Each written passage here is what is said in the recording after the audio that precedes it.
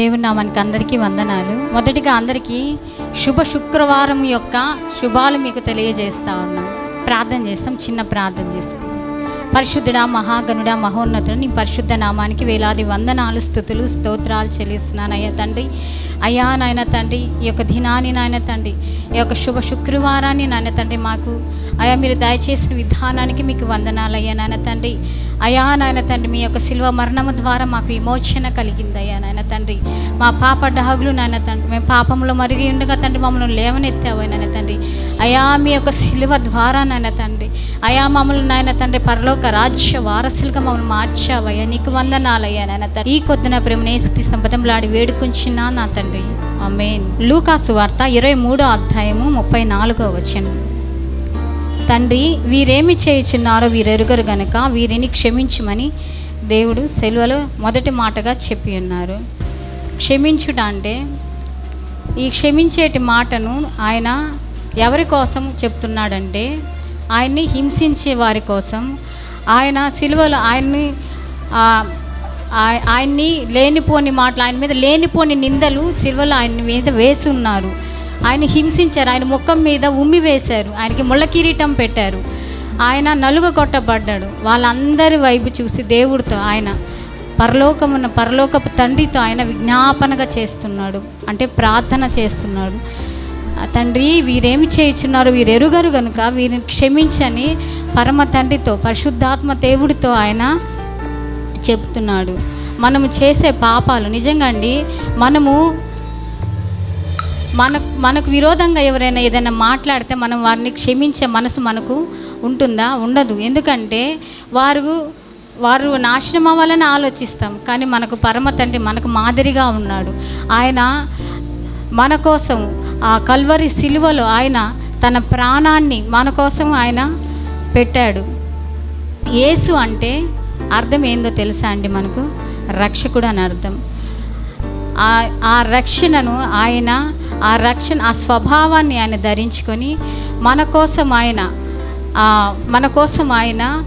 తండ్రిని వేడుకున్నాడు. తండ్రి, వీరేమి చేయుచున్నారు, మనం రక్షించడానికి ఆయన ఈ లోకానికి వచ్చాడు. ఆయన సిలువలో వేలాడబడ్డాడు. ఆయన మన కొరకు ప్రాణం పెట్టాడు. మన పాప డాగులు కడుక్కోవడానికి, మనం పాపంలో జీవిస్తున్న మనలను మనం రక్షించడానికి ఆయన మన కోసము వచ్చాడు. కానీ మనం ఆయన్ని మనం ఆయన్ని సిలువ వేస్తానే ఉన్నాం. ప్రతి సంవత్సరం ఆయన సిలువ వేస్తానే ఉన్నాం. ఏ విధంగా అంటే, మనము ఇంకా ఉంది టైం, ఇంకా ఉంది. కొంతమంది ఏమంటున్నారు, నా చిన్నప్పటి నుంచి నేను వింటున్నాను దేవుడు వస్తున్నాడని చాలామంది చెప్తా ఉన్నారు. నేను చిన్నప్పటి ఎవరో కాదు, మా హస్బెండే ఉన్నారు.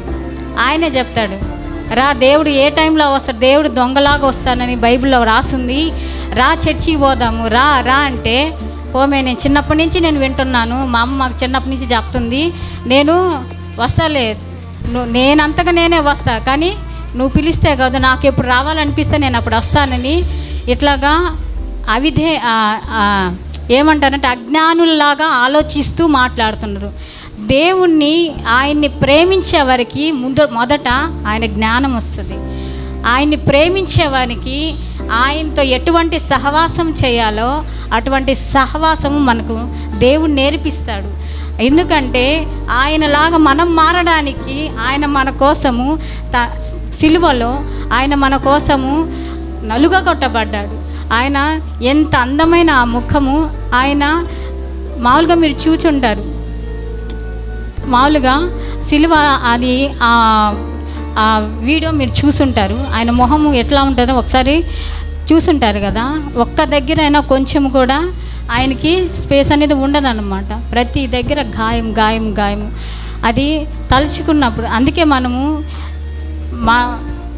మనము చెప్పాలంటే మనం క్షమించాలి, ఇతరులను మనం దేవుడు మనకు మాదిరి చూపించాడు. మనము కూడా అదే విధంగా క్షమించాలని దేవుడు మనకు చెప్తున్నాడు. మొదట ఆ క్షమాపణ ఎట్లా అంటే, మనకు 2 విధాలుగా, మొత్తం 3 విధాలు అనమాట. మొదటి, ఆయన మనల్ని క్షమించమని పరమ తండ్రితో చెప్పాడు. ఆయన మనకు మాదిరి చూపించి ఆయన వెళ్ళిపోయాడు. మనము ఏ విధంగా క్షమించాలంటే, మొదటి ప్రార్థన, రెండవది వారి కోసము మనము విజ్ఞాపన చేయాలి. శ్రమలో ఉన్నప్పుడు తండ్రి ఆయన సిలువలో ఉన్నప్పుడు, శ్రమలో ఉన్నప్పుడు మనము సిలువ లాంటి పరిస్థితులు మనకు వచ్చినప్పుడు, అంటే ప్రార్థన గురించి నేను చెప్తున్నాను. శ్రమలో ఉన్నప్పుడు మనకు సిలువ లాంటి పరిస్థితులు వచ్చినప్పుడు తండ్రిని ప్రార్థిస్తే ఆయన దాన్ని శక్తివంతంగా చేస్తాడు. మనకు వ్యతిరేకంగా ఏదైనా తప్పు చేస్తే, అంటే తప్పు జరిగితే ఆయన్ని మనం క్షమాపణ అడిగితే, అంటే దేవునికి విరుద్ధంగా మనం ఏదైనా చేస్తే మనం క్షమాపణ అడిగితే ఆయన క్షమించే గుణం కలవాడుగా ఉన్నాడు. యేసు ప్రభువు మనం చేసే ప్రతి పాపాన్ని క్షమించడానికి ఆయన క్షమిస్తాడని మనము నమ్మకంతో ఆయన దగ్గరికి మనం వెళ్ళాలి. అడిగితేనే అప్పుడు, అంటే ఇవన్నీ మనము దేని ద్వారా చేస్తాము? ప్రార్థన ద్వారా దేవుణ్ణి అడగాలి. అడిగితే దేవుడు మనకు సకలము సమృద్ధిగా చేసే దేవుడిగా ఉన్నాడు మన కోసం. ఈ మూడు మాటలు అంటే, ఒకటి ఏంటంటే ప్రార్థనలో ఉన్నప్పుడు మనకు సిలువ లాంటి పరిస్థితులు ఏదైనా కానీ తండ్రి దాన్ని శక్తివంతంగా చేస్తాడు. రెండవది, ప్రభువుకి వ్యతిరేకంగా మనం ఏదైనా తప్పు చేస్తే ఆయన క్షమించే గుణం గల దేవుడిగా ఉన్నాడని మనం నమ్మాలి. మూడవది ఏంటంటే మన పాపాన్ని క్షమించే దేవుడని.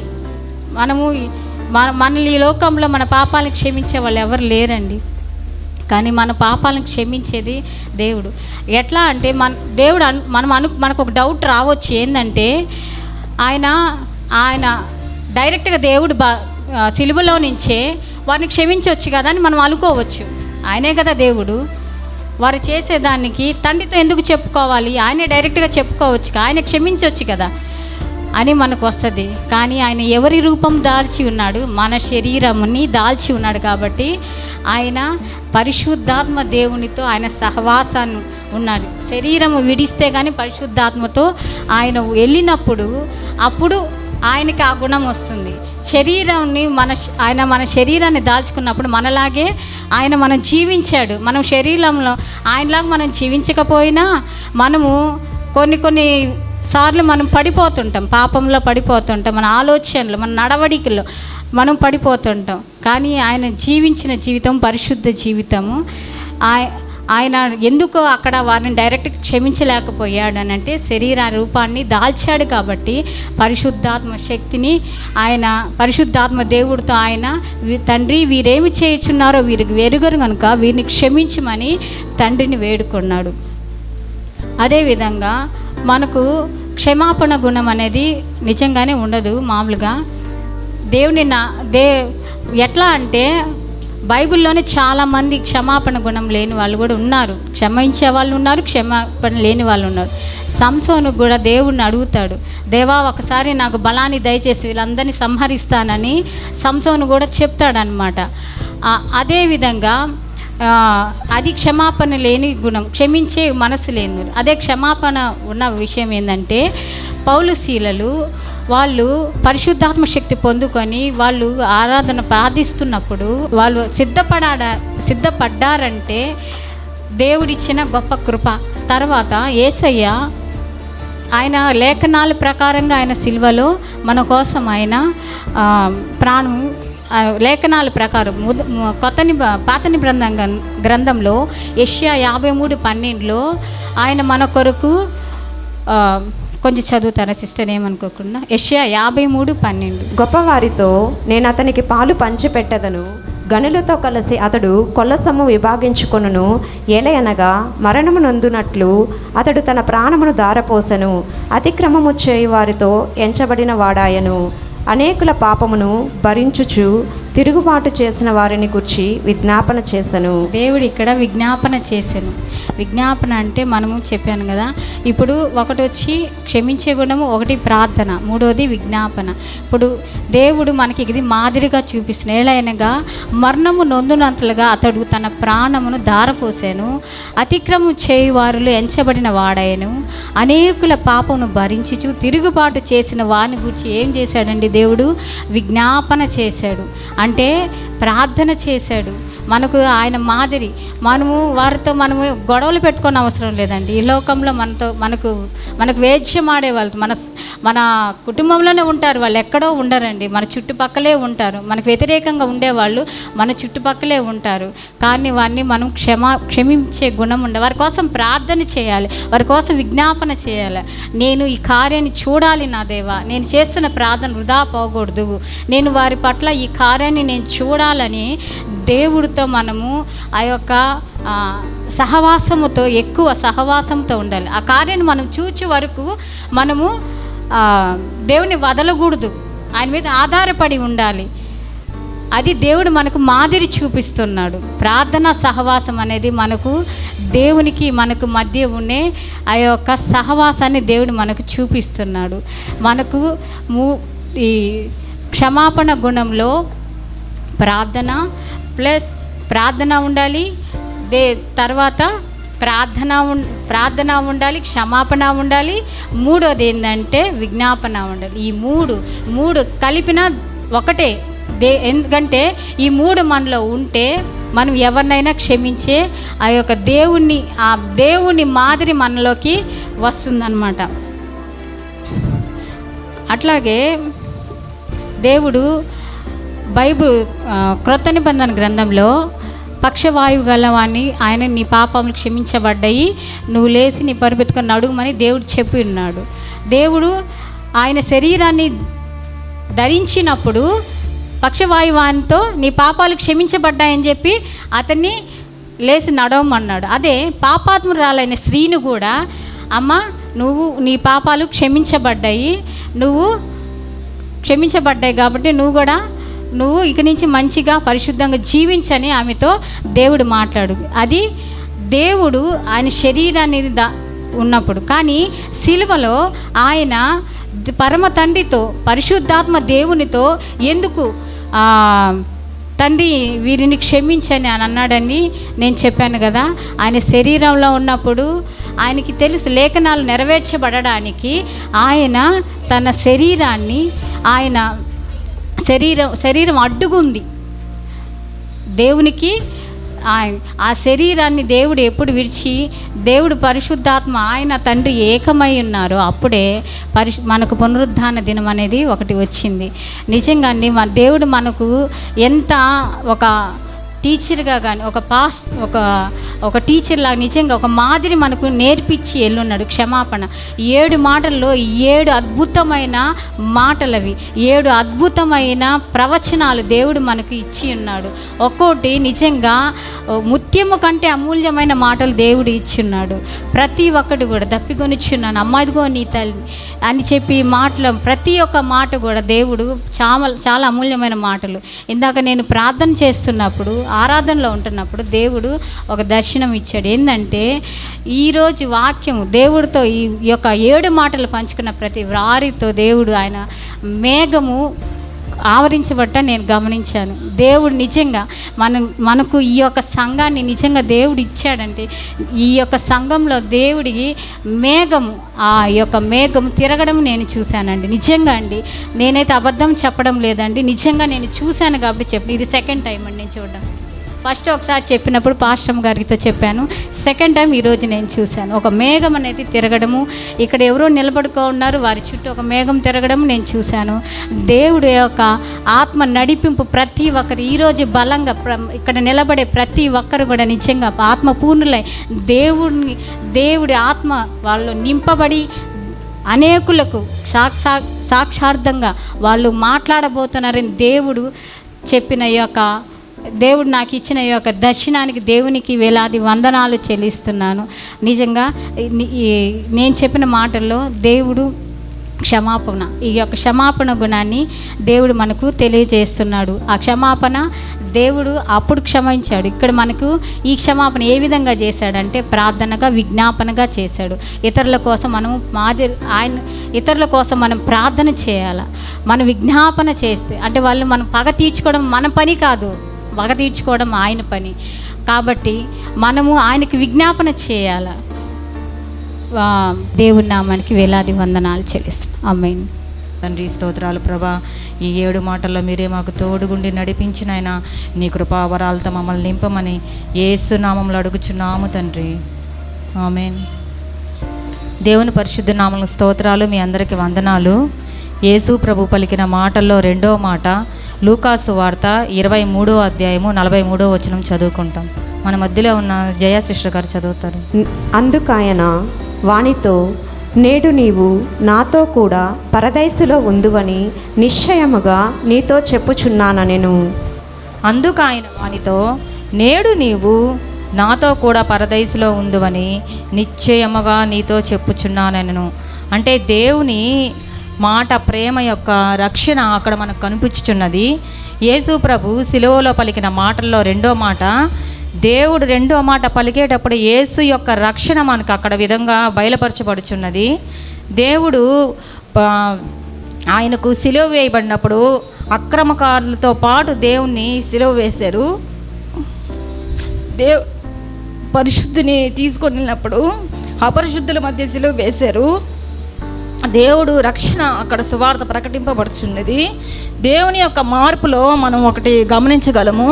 దేవుడు అతని ఆత్మను దేవునికి అప్పగిస్తూ ఎంతో శ్రమతో కూడా మాటలు మాట్లాడుచున్నాడు. అసలుకి మనకి చిన్న గాయం తగిలినా కూడా మనం చాలా శ్రమ పొందుతాము. అట్లాంటి దేవుడు అంత బాధను అనుభవిస్తూ కూడా మన కొరకు సిలువలో రక్తం కారుస్తూ మనల్ని విడుదల చేయుట కొరక 7 మాటలు మనకి మాట్లాడినట్టు బయలుపరచబడుచున్నది. అక్కడ రోమీలు చట్ట ప్రకారము, రోమా చట్టాల ప్రకారము అంటే యేసు ప్రభుకే సిలువ వేయలేదు. మామూలుగా అక్కడ ఏమైనా నేరాలు, ఘోరాలు, దూషణలు జరుగుతుంటే ప్రతి ఒక్కరికి సిలువ వేస్తారనమాట. అంటే యేసు ప్రభుకి ఒక్కటే కొత్తగా సిలువ వేశారు అని అనుకోకూడదు. అక్కడ రోమీలు చట్ట ప్రకారము ఎవరైనా అక్కడ రోమా దేశంలో దొంగలు కానీ, దోషకులు కానీ, నిందారోపణలు కానీ ఎవరైనా ఉంటే వాళ్ళని ప్రతి ఒక్కరిని సిలువ వేయబడతారనమాట. వాళ్ళ ఎముకలు విరగొట్టి వేస్తారు. కానీ యేసు ప్రభుకి అయితే ఎముకలు విరగలేదు. యేసు ప్రభుని సిలువ మీద వేశారు. యేసు ప్రభుని సిలువ వేసినప్పుడు అక్కడ రాజ్యాంగంలో వ్యతిరేకంగా నీతి మనసుని శిక్షించారనమాట. అంటే దేవుడు ఏం తప్పు చేయలేదు. అందుకనే పిలాతు రాజు కూడా నేను వేయను శిక్ష అని చెప్పి చేతులు కడుక్కున్నాడు అనమాట. అంటే దేవుడు ఏ ఆరోపణలు మనం చేయలేమన్నమాట. చేయలేకుండా ఉన్నప్పుడు కూడా కానీ దేవుని రాజ్యం కొరకు యేసయ్యే సిలువ మీద బలియాగంగా మన కొరకు అర్పించబడ్డాడు అనమాట. అక్కడ చూసే మార్కు సువార్త 15వ అధ్యాయం 32వ వచనం చదువుకుంటాం. రాజుకు క్రీస్తు ఇప్పుడు సిలువ మీద నుండి దిగి రావచ్చును. అప్పుడు మనము చూచి నమ్ముదమని ఒకరితో ఒకరు చెప్పుకొనిరి. ఆయనతో కూడా సిలువ వేయబడిన వారును ఆయనను నిందించిరి. ఇజ్రాయేలు క్రీస్తు రాజుకు క్రీస్తు ఇప్పుడు సిలువ మీద నుండి దిగి రావచ్చును. అప్పుడు మనము చూచి నమ్ముదమనుకొని ఒకరితో ఒకరు చెప్పుకొనిరి.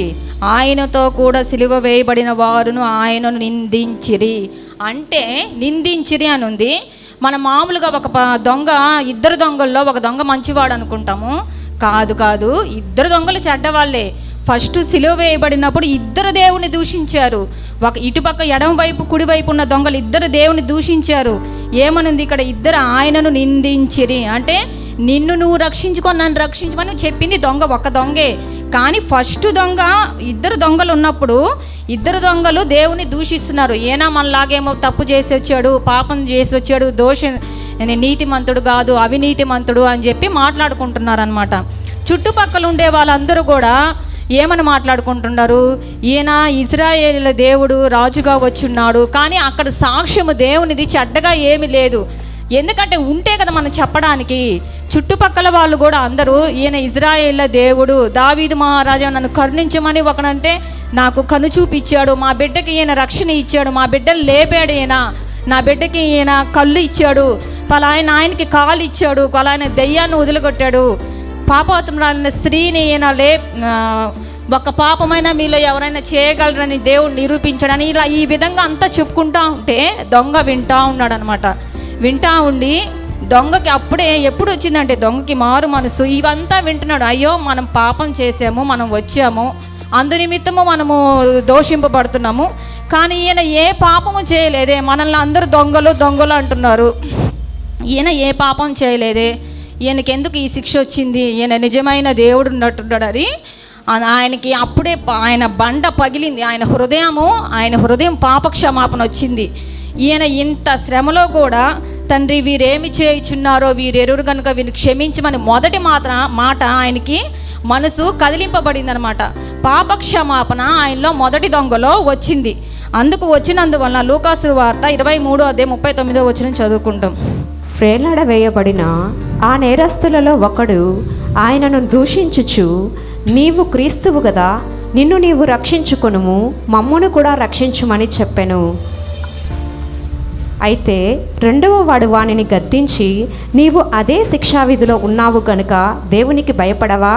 మనకైతే ఇది న్యాయమే, మనము చేసిన వాటికి తగిన ఫలము పొందుచున్నాము కానీ ఈయన ఏ తప్పిదమును చేయలేదని చెప్పి ఆయనను చూచి, యేసు, నీవు నీ రాజ్యములోనికి వచ్చినప్పుడు నన్ను జ్ఞాపకము చేసుకొనుమనెను. ఇక్కడ చూస్తే లూకాసు వార్తలో 23:39 చూస్తే, వ్రేలాడవేయబడిన ఆ నేరస్తులలో ఒకడు ఆయనను దూషించుచు, నీవు క్రీస్తు కాదా, నీవు నిన్ను రక్షించుకొని మమ్మల్ని కూడా రక్షించు అని చెప్తుంటాడు. కానీ అతను యేసుప్రభు అతన్ని ఏం చేశాడు? అతన్ని ఏం చేయలేదు. కానీ ఆ దొంగ యేసుప్రభుని అప్పుడు కూడా దూషిస్తున్నాడు. యేసుప్రభు అయిన సహనంతో. కానీ యేసుప్రభుకు తెలుసు ఒక దొంగ మార్చబడి పరదైసిలోకి రాజ్యంలో స్థానము కల్పించబడుతుందని. ఆ దొంగ దూషిస్తుంటే ఇంకో దొంగ మనము నేరస్తులు, కరుడు కట్టిన నేరస్తులు అనమాట. దారిలో వెళ్తూ ఉంటే బందిపోటు దొంగలు, వాళ్ళ దారిలో వృద్ధులని లేదు, చిన్నపిల్లలని లేదు, ఫ్యామిలీలు వెళ్తున్నా వాళ్ళని చంపి వాళ్ళ ఒంటి మీద ఉండే నగలను తీసుకొని అలాంటి కరుడు కట్టిన దొంగల్ని ఆ రోజే రోమా ప్రభుత్వము చట్టప్రకాల ప్రకారము వాళ్ళని బంధింపబడి యేసు ప్రభుతో పాటే ఆ రోజే వాళ్ళకి కూడా తీర్పు తీర్చబడుతుంది అనమాట. ఆ తీర్పులో యేసు ప్రభు వాళ్ళ మధ్యలో ఉంచబడతాడనమాట. అందుకే దేవునికి పరిశుద్ధతనంలో సువార్తను, దేవుని యొక్క సువార్త మొదటి మాటలోనే దొంగకి మార్పు చెందిందనమాట. ఆ మొదటి మాట అతని హృదయాన్ని కలిగించబడిందనమాట. ఆ పశ్చాత్తాప హృదయము అతనిలో కలిగిందనమాట. ఈ ఇద్దరు దొంగలు యేసు ప్రభుతో ఉదయము దేవునితో చెరసాలలో ఉన్నారు, మధ్యాహ్నము సిలువలో ఉన్నారు. కానీ ఇంకొక దొంగ పాప క్షమాపణ నిమిత్తము ఆ మరలా రాత్రికి పరదేశులో ఉన్నాడనమాట. పరదేశు అంటే చెర అనమాట. పరదేశు అంటే పూర్వకాలము బాప్తీసం లేదనమాట. బాప్తీసం లేకుండా దేవుని నమ్మి బలియాగాలు అర్పించేవాళ్ళనమాట. పరదేశు అంటే 1 పేతురు 3:19-20 దేవుని దీర్ఘశాంతము ఆత్మ విషయంలో బ్రతికింపబడి 3:19-20 ఆత్మ విషయంలో బ్రతికింపబడి పాపముల విషయంలో ఒక్కసారే శ్రమపడెను. దేవుని దీర్ఘశాంతము ఇంకా కనిపెట్టుచుండినప్పుడు పూర్వము నోవాహు దినములలో ఓడ సిద్ధపరచుచుండగా అవిధేయులైన వారి యొద్దకు అనగా చెరలో ఉన్న ఆత్మల యొద్దకు ఆయన ఆత్మరూపిగానే వెళ్ళి వారిని ప్రకటించెను. అంటే పరదేశు అంటే భూమి కింద ఉంటుందన్నమాట. భూమి కింద వెళ్ళి అక్కడ కూడా దేవుని యొక్క సువార్త యేసు ప్రభు ప్రకటించాడనమాట. అప్పుడు అంటే వాళ్ళ ఆత్మలు దేవుడు చనిపోకముందు పరదేశిలో ఉన్నాయన్నమాట ఆత్మలు. దేవుడు అక్కడికి వెళ్ళి వాళ్ళ ఆత్మల్ని కొనిపోబడ్డాడనమాట. దాంట్లో ఎఫెసీ గ్రంథము 4:9 చదువుకుంటాం. ఆరోహణమాయననగా ఆయన భూమి యొక్క క్రింది భాగములకు దిగినని అర్థమిచ్చుచున్నది కదా. భూమి క్రింద భాగంలో దేవుడు దిగాడనమాట. 1 పేతురు 4:6 మృతుల శరీరములో మానవరీత్యా తీర్పు పొందినట్లు ఆత్మ విషయంలో దేవుని బట్టి జీవించున్నట్లు వారికి కూడా సువార్తను ప్రకటించెను. దేవుడు సిలువలో కూడా సువార్త ప్రకటించాడు. ఆయన రక్షణ కలిగించాడు దొంగకి. అలాగే పరదేశికి వెళ్ళి అక్కడ ఆత్మలకు కూడా సువార్తను ప్రకటింపజేశాడు అనమాట. అందుచేత ఆయన ఆరోహణంగా చెరగా పట్టుకొని పోయి మనుషులకు ఈవులను అనుగ్రహించెను. ఈవులంటే కృపావరాలు అనమాట. దేవుని యొక్క కృపావరాలు. పరదేశి దేవుడు అతను రక్షణ పొందాడు. రక్షణ పొందిన తర్వాత అతన్ని పరదేశికి తీసుకొని వెళ్ళాడనమాట. అదేవిధంగా మనం కూడా ఈ దేవుడు ఇక్కడ ఏం చెప్తున్నాడంటే ఎంత శ్రమలో కూడా ఆయన రక్షణను వదలబెట్టలేదనమాట, విడిచిపెట్టకుండా ఆయన కర్తవ్యాన్ని ఆయన నెరవేర్చుకున్నాడు అనమాట. ఈ కొద్ది మాటలు ఇచ్చిన దేవుని దీవించును గాక. మాతోన దేవా నీ కృపను బట్టి మాట్లాడండి. మీ మాటలో ఉన్నటువంటి ఆ ప్రేమను దేవా, మాటలో ఉన్నటువంటి మాధుర్యమును మేము అనుభవించినట్లు నీ కృప మా మీద ఉంచి మమ్మల్ని బలపరిచి నడిపించమని అతి శ్రేష్టమైన నజరుడైన యేసుక్రీస్తు ప్రభునామం పేరిట అడిగి మరి పొందుకొనున్నాం మా పరమ తండ్రి. Amen amen. కృప చూపిన దేవాది దేవునికి కృతజ్ఞతలు తెలియజేసుకుంటున్నాను. అలాగే అవకాశం ఇచ్చిన దైవజనులకును కృతజ్ఞతలు తెలియజేసుకుంటున్నాం. కూడి వచ్చిన మీ అందరికి కూడా దేవుని నామం పేరిట వందనాలు తెలియజేసుకుంటున్నాం. దేవుని వాక్యాన్ని 3వ మాట సిలువలో యేసుక్రీస్తు ప్రభువారు పలికినటువంటి ఆ 3వ మాటని ఒకసారి ధ్యానించుకుందాం. యోహాను సువార్త 19వ అధ్యాయము 26వ వచనాన్ని 27వ వచనాన్ని చదువుకుందాం. యోహాను సువార్త 19:26-27 వచనాన్ని ఒకసారి చదువు. యేసు తల్లియు తాను ప్రేమించిన శిష్యుడు దగ్గర నిలిచియుండుట చూచి అమ్మా ఇదిగో నీ కుమారుడు అని తన తల్లితో చెప్పెను. తరువాత శిష్యుని చూచి ఇదిగో నీ తల్లి అని చెప్పెను. ఆ గడియ నుండి ఆ శిష్యుడు ఆమెను తన ఇంట చేర్చుకొనెను. ఆమేన్. చూడండి, ఈ విషయాన్ని మీరు చాలాసార్లు ఎన్నో సంవత్సరాలు విని ఉంటారు. దేవుడు నాకు ఇచ్చిన చిన్ని మాటలు నేను మీతో పంచుకుంటాను. యేసుక్రీస్తు ప్రభువారు శిలువ మీద ఏలాడుతూ ఉన్నప్పుడు చూడండి ఎంత శ్రమ ఉంటుందో మనకు అందరికీ తెలుసు. మీరు అది పరిశుద్ధాత్మ దేవుడు మీకు అది బయలుపరిచున్నాడు, అది మీరు అనుభవించున్నారు అని నేను ఎరుగుతున్నాను. చూడండి, యేసుక్రీస్తు ప్రభువారికి గాయాలు, ఒంటి నిండా గాయాలు అవుతూ ఉన్నాయి. ఒక సైడ్ ఎండ ఉంది, గాలి వీస్తూ ఉంటుంది. ఆ నొప్పి, ఆ బాధ మరి నాకు అనిపించింది అవి ఆయనకి ఎక్కువ అనిపించలేదేమో. ఆయన దృష్టి అంతా ఏముందంటే తండ్రి చిత్తాన్ని కంప్లీట్ చేయాలి. ఆమేన్. తండ్రి తనకి ఏదైతే అప్పగించాడో, దేవుడు తనకి ఏ పని అయితే అప్పగించాడో బాగా గమనించండి. తనకు అప్పగించిన పని మీద తన అంటే తన మనసును ఉంచబట్టే ఆ టైంలో ఆయన ప్రతి మాటను స్పష్టంగా మాట్లాడగలిగాడు. లేకపోతే చూడండి, ఓర్పు నశించిపోయింది అనుకోండి, వేరుగా ఉంటుంది. ఆమేన్. హల్లెలూయా. ఆయన మాట్లాడిన ప్రతి మాటకి విలువ ఉంటుంది. యేసుక్రీస్తు ప్రభువారు చూడండి, ఆ టైంలో 3వ మాట, యేసుక్రీస్తు ప్రభు దగ్గర నిలిచి ఉన్నారంట వాళ్ళు. ఫస్ట్ మనం గమనించాల్సిన విషయం ఏంటంటే, ఎందుకు ఆయనకి అన్నదమ్ములు ఉన్నారు కదా, సహోదరులు ఉన్నారు. మనం చూస్తాం, సహోదరులు పత్రికలు కూడా రాశారు. యాకోబు సహోదరుడే, యూదా సహోదరుడే, అంటే యూదా ఇస్కరియోతు కాదు. చూడండి, వాళ్ళందరూ సహోదరులే, మరియకు పుత్రులే. కానీ వాళ్ళందరికీ అప్పగించలా, వాళ్ళని పిలవలా. కానీ ఇక్కడ ఎందుకు వాళ్ళు ఉన్నా కూడా ఈయనకి యోహానుకి పిలిచి మరి ఇదిగో నీ కుమారుడు, ఆమెకు మరీ స్పష్టంగా పిలిచి చెప్పాల్సిన అవసరత ఏముందంటే, నేను అనుకుంటా ఉన్నాను ఇక్కడ యేసుక్రీస్తు ప్రభువారు తెలియజేస్తున్నటువంటి ఒక మాట ఏంటంటే రెస్పాన్సిబిలిటీ. భౌతిక సంబంధమైన రెస్పాన్సిబిలిటీ కాదు. బాగా గమనించండి, దేహపరంగా భౌతిక సంబంధమైన మన బంధువులు వేరు, భౌతిక సంబంధంగా మన పిల్లలు వేరు, భౌతిక సంబంధంగా మన కుటుంబం వేరు. కానీ ఆత్మ సంబంధమైనటువంటి కుటుంబాన్ని దేవుడు ఇక్కడ ప్రారంభించాడు. ఆమేన్. హల్లెలూయా. దేవుడు ఆత్మ సంబంధమైన కుటుంబాన్ని కట్టాడు. అందుకే అంటున్నాడు ఇదిగో నీ కుమారుడు. ఎప్పుడైతే ఆయన భూమి కలుగునుగాక, వెలుగు కలుగునుగాక అని పలికిన వెంటనే వెలుగు కలిగింది. అలాగనే యేసుక్రీస్తు ప్రభువారు ఇదిగో ఇక నుంచి నీ కుమారుడు ఈయనే అన్న ఆ మాట స్థిరపరచబడింది. అప్పుడు నూతన మనస్సు యోహాన్లో కలిగింది ఆ మాటను బట్టి. అందుకే వెంటనే ఏం చేశాడంటే చేర్చుకున్నాడంట. చేర్చుకోవడానికి మనసు కావాలి. పరాయి వాళ్ళని మనం చూడండి, ప్రేమించాలంటే మనకు గొప్ప మనసు కావాలి, సామాన్యంగా రాదు. పక్కన వాళ్ళని ప్రేమించాలంటే మనకు చాలా కష్టం. ఏదైనా ఒక మాట అన్నారని, అదే ఇంట్లో వాళ్ళు ఒక మాట అంటే క్షమించేస్తాం, అది పెద్ద విషయం కాదు. ఇంట్లో వాళ్ళు ఏదైనా మనల్ని ఒక దెబ్బ వేసినా చూడండి, తల్లిదండ్రులు ఒక మాట అరిసినా, లేకపోతే ముసలోళ్ళు ఒక మాట అరిసినా, లేకపోతే పిల్లలు మనల్ని ఒక మాట అరిసినా, లేకపోతే చిన్న చిన్న గొడవలు అన్నదమ్ములు పడినా తర్వాత కొన్ని రోజులకి వాళ్ళకి ఏమవుతుందంటే ఏదో ఫంక్షన్ కావచ్చు, ఏదైనా సందర్భం కావచ్చు, కలిసిపోతారు, మాట్లాడుకుంటారు. రే మావాడురా, వాడు మావాడురా. కానీ వేరే వాళ్ళని ప్రేమించాలంటే, వేరే వాళ్ళని చేరదీయాలంటే, వేరే వాళ్ళని ఆదరించాలంటే, వేరే వాళ్ళకి ప్రేమను పంచాలంటే, వేరే వాళ్ళని చూడండి దేవుని ప్రేమను పంచాలంటే అక్కడ రాయబడి ఉంది. యోహానుకి ఎక్కడి నుంచి వచ్చిందంటే యేసుకు దగ్గరగా నిలిచున్నాడు. మనం దగ్గరికి వెళ్ళిపోవాలి, దేవుడి దగ్గరికి, దేవునికి దగ్గర అవ్వాలి. అందుకే అక్కడ ఉంటుంది, వారు దగ్గర నిలిచి ఉండుట చూచి అప్పుడు మాట్లాడాడు ఆయన. వాళ్ళిద్దరు దగ్గర ఉన్నారు, ఇంకా చాలామంది దగ్గర ఉన్నారు.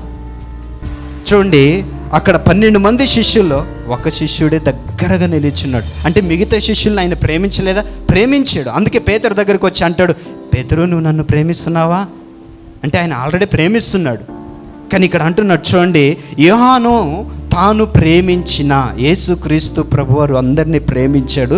కానీ యోహాను సిలువ దగ్గర కూడా, శ్రమల్లో కూడా దేవుడి దగ్గరనే ఉన్నాడు. ఆమేన్, హల్లెలూయా.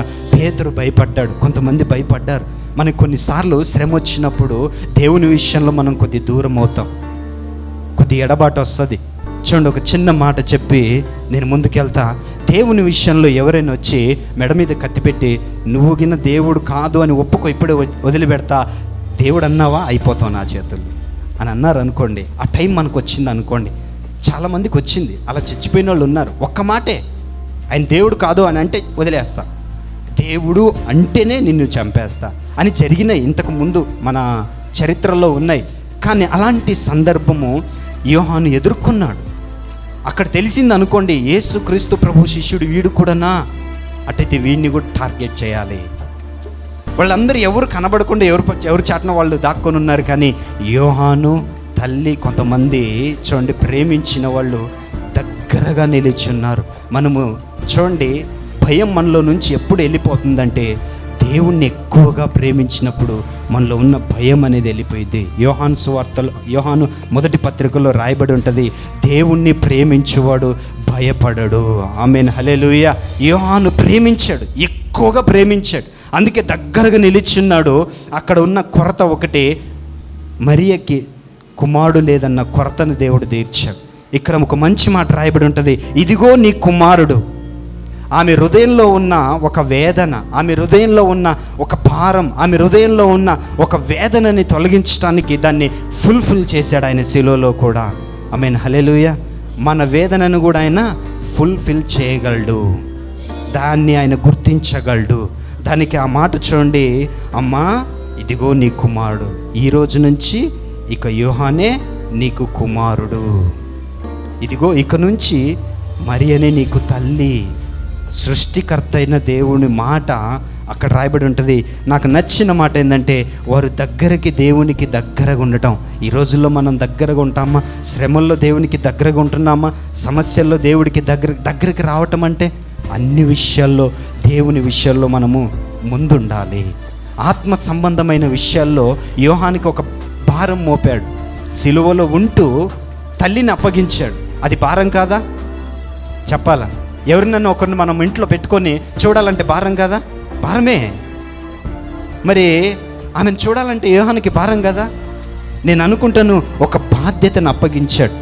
ఆత్మ సంబంధమైన బాధ్యతను అప్పగించినప్పుడు యోహాను వెంటనే రియాక్ట్ అయ్యాడు. అక్కడ రాయబడి ఉంటుంది, ఇంట్లోనికి చేర్చుకున్నాడు. ఈ రోజున నీకు నాకు దేవుడిచ్చిన ఆత్మ సంబంధమైన బాధ్యతను మనం గుర్తించుకున్నామా? నీకేమిచ్చాడు దేవుడు ఆత్మ సంబంధమైన బాధ్యత? చెప్పాలి. ఈ రోజున నాకేమిచ్చాడు దేవుడు ఆత్మ సంబంధమైన బాధ్యత? సిలువలో యేసుక్రీస్తు ప్రభువారు యోహానికి అప్పగించినటువంటి బాధ్యత ఆత్మ సంబంధంగా ఆమెను తల్లిగా స్వీకరించాడు. ఆమె మంచి బాగోగులన్నీ చూసుకున్నాడు. అక్కడ చూస్తుంది మనం ఏంటంటే స్పిరిచువల్ రెస్పాన్సిబిలిటీ. ఈ రోజున సంఘం విషయంలో నీ రెస్పాన్సిబిలిటీ ఏంటి? నీ బాధ్యత ఏంటి? సంఘం విషయంలో దేవుని సంఘము అంటే ఇక్కడున్న మనం అందరము బాగా గమనించండి, యేసుక్రీస్తు ప్రభువుకి అవయవం. నన్ను చూస్తున్నారు కదా, చెయ్యి ఇది పని చేయలేదనుకోండి, ఈ చెయ్యి సంతోషంగా ఉండదు, ఈ మైండ్ సంతోషంగా ఉండదు, బాడీ అంతా సహకరించదు, నొప్పిని అనుభవిస్తూ ఉంటుంది. నేను అంటాను, యేసుక్రీస్తులో మనమంతా ఒక పార్ట్. ఆమేన్, హల్లెలూయా. ఒక దేహం. ఆత్మ సంబంధంగా ఆయన రక్తంలో మీరు కడగబడ్డారు, ఆయన రక్తం ద్వారా మీరు జన్మించారు. అంటే ఒకరి ద్వారా మనం అందరము జన్మించాం. ఆత్మ సంబంధంగా దేవుడు నీకేమి రెస్పాన్సిబిలిటీ ఇచ్చున్నాడు? నువ్వు ఏం బాధ్యతను మోస్తున్నావు? మందిరంలో, దేవుని సంఘంలో నీ బాధ్యత, నీ పాత్ర ఏంటి? ప్రార్థన, విజ్ఞాపన, పరిచర్యన, సువార్తన ఏంటనేది మనం గమనించుకోవాలా. అది యోహాను స్వీకరించాడు. ఆమేన్, హల్లెలూయా. తర్వాత చూడండి అక్కడ ఉంటుంది చేర్చుకోవటం, ఒబే అవ్వటం. దేవుడు మనకు ఒక దాన్ని ఇచ్చిన తర్వాత దేవుడు డైరెక్ట్గా వచ్చి మనకి ఇవ్వడు, పలానా పని నువ్వు ఇది చెయ్యాలి. సేవకుల ద్వారా మాట్లాడవచ్చు, వాక్యం ద్వారా మాట్లాడవచ్చు, కళ ద్వారా మాట్లాడవచ్చు. దేవుడు మనకిచ్చిన దాన్ని మనము యోహాన్లాగా నెరవేరుస్తున్నామా, రెస్పాండ్ అవుతున్నామా, ఆ మాటకి మనము ఒబే అవుతున్నామా? ఎప్పుడైతే మాటకు ఒబే అవుతామో పరలోకంలో తండ్రి సంతోషపడతాడు. ఆమేన్, హల్లెలూయా. చేర్చుకున్న వెంటనే నేను అనుకుంటాను, కలిగే నొప్పి కన్నా, గాయాలు, మనుషులు చేసిన గాయాలకు కలిగే నొప్పి కన్నా యోహాను అక్కడ వాళ్ళు చూపించిన విధేయతకే యేసుక్రీస్తు ప్రభువారు సంతోషపడతాడు. దేవుని వాక్యం అంటుంది, ఈ రోజున నీకు నాకు ఏ పని అప్పగించాడో, అది సువార్త కావచ్చు, లేదా విజ్ఞాపన కావచ్చు, ఆ ప్రార్థన కావచ్చు. ఒక చిన్న మాట చెప్పి ముగిచ్చేస్తున్నాను. సమూయేలు అనేటువంటి ప్రవక్త గురించి మనకు అందరికీ తెలుసు. ఆయన దగ్గరికి ఇజ్రాయేల్ ప్రజలు వచ్చి అంటూ ఉంటారు, అయ్యా మా గురించి ప్రార్థన చేయి, అయ్యా మా గురించి ప్రార్థన చేయి అన్నప్పుడు ఆయన అంటాడు, ఇదిగో మీరు అడిగినా అడగకపోయినా అది నా బాధ్యత. అది నేను ఒకవేళ చేయకపోతే దేవుడి దృష్టిలో అది పాపం. దేవుడు నాకు ఇచ్చిన పని అది ఆత్మ సంబంధమైన పని. మీరు నాకు ఒక కుటుంబం, వీళ్ళొక్కటే కాదు, నా భార్య నా బిడ్డలు ఒక్కటే కాదు, నాకు మీరు కూడా దేవుని సంబంధంగా మీరు నాకు బిడ్డలే. ఆత్మ సంబంధంగా దేవుడు నాకు ఇచ్చినటువంటి ఆశీర్వాదమే. దేవుడు మీ విషయంలో నాకు ఇచ్చిన వరం ఏంటంటే మీ కొరకు ప్రార్థన చేయటం నాకు ఇచ్చిన బాధ్యత, పని. మీ పని ఏంటంటే ప్రార్థన చేయటం, మీ గురించి నాకు ప్రార్థన చేయటం, అదే నాకు దేవుడు ఇచ్చిన పని. ఇజ్రాయెల్ ప్రజలు గుర్తించలేకపోయారు ఆ విషయాన్ని. ఈ రోజున సంఘంలో సేవకుడి విషయం కావచ్చు, సంఘం విషయం కావచ్చు, దేవుని పని విషయం కావచ్చు, పరిచర్య విషయం కావచ్చు, ఏ విధైనా మనకేమి ఇచ్చాడు దేవుడు, ఏ బాధ్యత ఇచ్చాడు? ఆ రోజున యోహానికి ఇచ్చిన దాన్ని నెరవేర్చేశాడు యోహాను. చూడండి, పత్రికల్లో కూడా మనం చూస్తాము, అమ్మ అని రాయబడి ఉంటుంది, ఆమె సంఘాన్ని కూడా నడిపింది. ఆమెను హల్లెలూయా. ఎవరు నిలబడ్డారంటే యోహాను ఆమెకు అండగా నిలబడ్డాడు, సపోర్ట్. ఈ రోజున మనం దేవుని పరిచర్యలో ఎంతమంది రెస్పాన్స్గా ఫీల్ అయ్యి, రెస్పాన్సిబిలిటీ అంటే మనము బాధ్యతను మోస్తూ ఉన్నాం, ఎంతమంది మోస్తూ ఉన్నాం? దేవుని వాక్యం అంటుంది, ఈ రోజున మనం కలిగి ఉన్నది కనీసం మన పనిని మనం గుర్తించుకున్నామా? మన పనిని మనం గుర్తించాలి. ఆత్మ సంబంధంగా గమనించండి, దేవుడు మనకి ఏ పని ఇచ్చాడు? చాలామంది అనుకుంటారు నాకు ఏమీ రాదు. ఏమీ రాదా? చీపురు తీసుకో, ఊడు, చైర్ తీసి అలా పెట్టు, అది కూడా ఆత్మ సంబంధమైన పరిచర్యనే. ఆమేన్, హల్లెలూయా. మన ఇంట్లో అయితే మనం ఎవరు చెప్పాల్సిన పని లేదు, మనం అన్నీ చేసేసి వెళ్ళిపోతాం. కానీ దేవుని మందిరంలో ఆత్మ సంబంధంగా మనం ఆలోచించాలి, ఆత్మ నేత్రాలతో మనం చూడాలి. అందుకే అంటున్నాడు చూడండి, యోహాను ఆత్మ నేత్రాలతో చూశాడు కాబట్టి వెంటనే ఇది దేవుని పని అని, ఇది నా బాధ్యత అని వెంటనే ఇంట్లోనికి చేర్చుకొని తల్లి ప్రేమను యోహాను పొందుకున్నాడు, బిడ్డ ప్రేమను మరియ పొందుకుంది. ఆదరణ వాళ్ళు చూశారు. ఈ రోజున సంఘంలో దేవుడు నీకు నాకు ఇచ్చిన ఆత్మ సంబంధమైన పనిని సేవకులు పొందుకుంటున్నారా? సంఘం పొందుకుంటుందా? నీ ఇరువురు వాళ్ళు దేవుని ప్రేమ, నా బాధ్యతను వాళ్ళు పొందుకుంటున్నారా? వారు అనుభవించినట్లుగా ఈ రోజున మనము దేవుని ప్రేమను పంచుకోగలుగుతున్నాము. ఒకసారి కళ్ళు మూసుకొని ప్రార్థన చేసుకుందాం, పరీక్షించుకుందాం. యోహానుకి అప్పగించినటువంటి రెస్పాన్సిబిలిటీ మనకు కూడా ఈ రోజున దేవుడు ఏదో ఒకటి ఇచ్చి ఉంటాడు. ఈ మాట ద్వారా చూడండి, యోహాను చేర్చుకున్నాడు, ఒబే అయి ఉన్నాడు. ఈ రోజున మనము దేవుని వాక్యాన్ని బట్టి దేని నిమిత్తం మనం నియమింపబడ్డాం? ఆత్మ సంబంధంగా దేవుడు నాకు ఏం పని ఇచ్చాడు? ఏ వరం ఇచ్చాడు? ఏ జ్ఞానం ఇచ్చాడు? ఒకసారి మనల్ని మనం పరీక్షించుకుందాం, ప్రార్థన చేసుకుందాం. పరిశుద్ధుడా, నీ నామాన్ని బట్టి వందనాలు తండ్రి, నీ కృపను బట్టి వందనాలు అయ్యా. మీరు మాట్లాడిన ప్రతి మాటను బట్టి నీకు వందనాలు. ఆత్మ సంబంధమైనటువంటి బాధ్యతల్ని మేము కూడా మోయటానికి దేవా, నీ పనిని మేము ముట్టించడానికి మాకు మీ కృపను అనుగ్రహించండి. ఈ మాటల ద్వారా మా హృదయంలో స్థిరపరచండి, బలపరచండి. అతి శ్రేష్టమైన నజరుడైన యేసుక్రీస్తు ప్రభు నామమున పేరిట అడిగి మరి పొందుకున్నాం మా పరమ తండ్రి, ఆమేన్. అవును తండ్రి, సిలువలను చూపిన ప్రేమ, ఆ త్యాగం, యాగం ప్రభా మేము మరవలేము ప్రభా. ఈ దినం మాత్రమే కాదు కానీ ప్రతి దినం ప్రభా నీ సిలువను, నీ ప్రేమను మేము ధ్యానించుకుంటూ నీలో మేము జీవించుటకు నీ కృపను, నీ ధన్యతనిచ్చి మమ్మల్ని నడిపిస్తున్న నీ ప్రేమకై, నీ కృపకై వందనాలు చెల్లిస్తున్నాను ప్రభా. మరి నీ బిడ్డలు 3 మాటలు పలికి ఉన్నారు ప్రభా. ప్రతి మాటలో నీ ప్రేమ, నీ జీవము అయా, నీ త్యాగము వివరింప చేసినందుకే నీకు స్తోత్రాలు చెల్లిస్తున్నాం. ఈ 4వ మాట నీ బిడ్డ నాయన మాట్లాడబోతుండగా నీ ఆత్మ బిడ్డలో ఉంచి మీరు మాట్లాడమని అడుగుచున్నాను. నాతో, మాతో, మా అందరితో మీరు మాట్లాడమని అడుగుచున్నాను. దేవా, ఇటువంటి ధన్యత నాకు ఇక్కడున్న ప్రతి ఒక్కరికి ఇచ్చినందుకై నీకు వెలలేని కృతజ్ఞతాస్తుతులు చెల్లించుకుంటూ నజరేయుడైన యేసుక్రీస్తు యొక్క పరిశుద్ధమైన నామమును బట్టి ప్రార్థించి బ్రతిమాలి వేడుకొంచున్నాను తండ్రి. ఆమె.